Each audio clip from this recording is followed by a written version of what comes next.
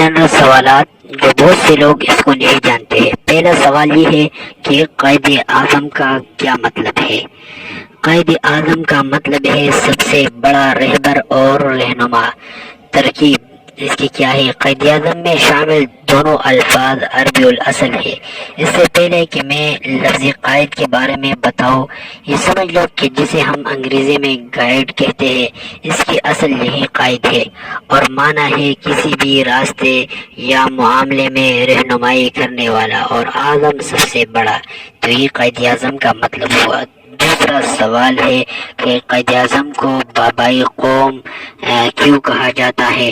بابائے قوم ایک اعزازی خطاب ہے جسے کسی ملک کے ایسے عظیم انسان کو دیا جاتا ہے جس نے اپنے ملک، خود مختاری، ریاست یا قوم کے تعمیر میں بنیادی کردار ادا کیا ہو۔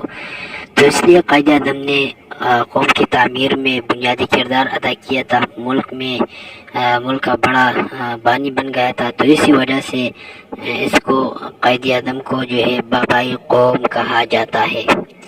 اگلے سوالات کے لیے منتظر رہے اور ہمارے چینل کو اپنے ساتھ سبسکرائب کر لے اور بیل آئیکن والے بٹن کو دبائے تاکہ ہر نئے آنے والی ویڈیو آپ حضرات کو جلد از جلد مل سکے۔ والسلام، اللہ خوش رکھے۔